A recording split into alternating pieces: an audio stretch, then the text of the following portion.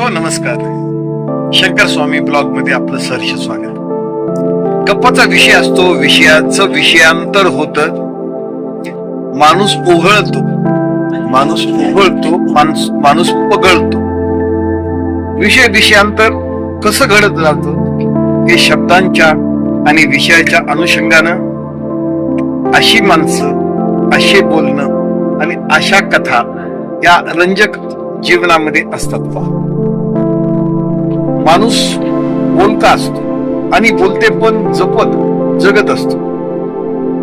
माणूस बोलका असतो, बोलते पण जपत असतो. किती बोलावं, का बोलावं आणि कसं बोलावं हे ज्याचं त्याचं विषय असतो. पहा,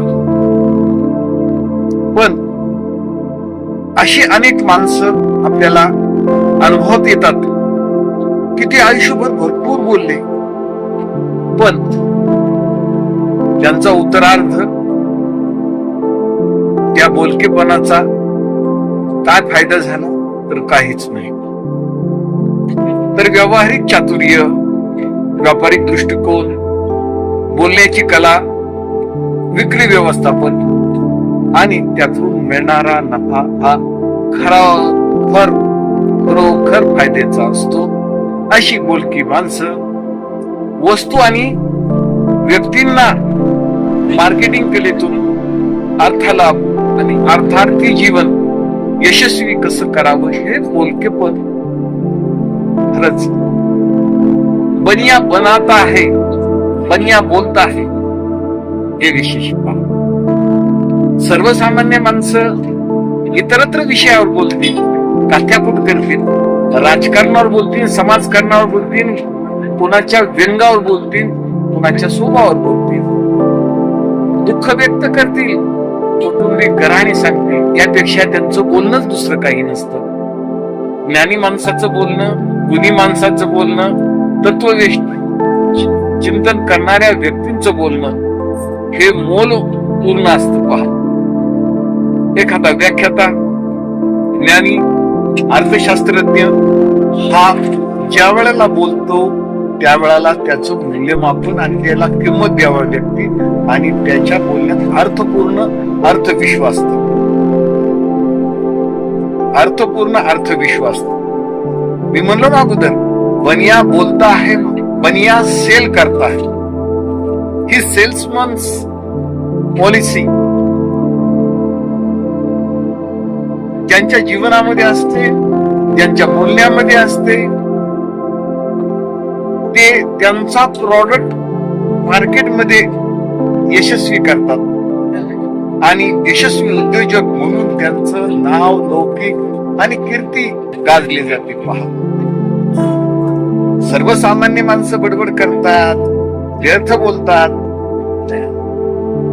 राग व्यक्त करतात आणि इतरत्र त्या अनुषंगानं बोलणं, त्यांचं बोलणं केवळ व्यथा वेदना युक्त असतं आणि त्या व्यथा वेदना युक्त बोलण्याला कसलेच मोल नसतं. पहा, धोरणी माणूस आपल्या क्रमिक वेळेमध्ये 6-7 तास, 5 तास तेवढ्या वेळेमध्ये तो आपल्या कार्य ऊर्जेचा वापर करून यशस्वी होतो. पहा तुम्ही, एखादा CA असेल, चार्टर्ड अकाउंटंट, तो हिशोबाचं बोलतो, नफ्याचं बोलतो, चुका झालेला ते दाखवतो. ह्याला म्हणते व्यापारिक ऑडिट. तसंच एखादा मानसशास्त्र गुणवान माणसाचं मनोधैर्य, उच्छाद यावर बोलतो, तो मानसशास्त्रज्ञ. मनाच्या आरोग्याचं यथासांग अभ्यासपूर्ण बोलणं, त्याचं बोलणं हे जीवनाच्या दृष्टीने, जगण्याच्या दृष्टीने उम्मीद असते, उत्साह असतो. अध्यात्म म्हणजे मानवी जीवनाला उत्कर्ष कसा घडवायचा ही कर्मपूजा होय. वेंधळ पण आंधळ पण अध्यात्म कधीच शिकवत नाही. शिस्तांत आचरण मूल्य जीवन जगण्याची ती एक चांगली सुसंगत आदर्शवत जीवन प्रणाली अध्यात्मामधून आहे. असा हा अध्यात्मिक प्रवास ज्यांच्या जीवनात सूक्ष्म अवलोकन, निरीक्षण आणि गणन आलं, त्यांचं बोलणं नव्हे, ते वाणी सारस्वत्य योग. वाणी सारस्वत्य योग असा कुणाचाही होत नाही.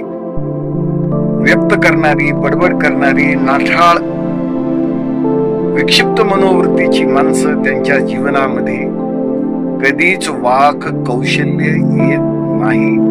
आणि ती माणसं आली तशी जगली आणि त्या इति असे पहा. बोलणं घेणं हे स्वभाव दर्शनाचं गुणवर्धन होय. गुणवर्धन जेव्हा वाढत तेव्हा ते बोलणं सीमित असेल, परिमित असेल, परंतु यथायोग्य असत. तर लाईक करा, सबस्क्राईब करा चॅनलला. धन्यवाद.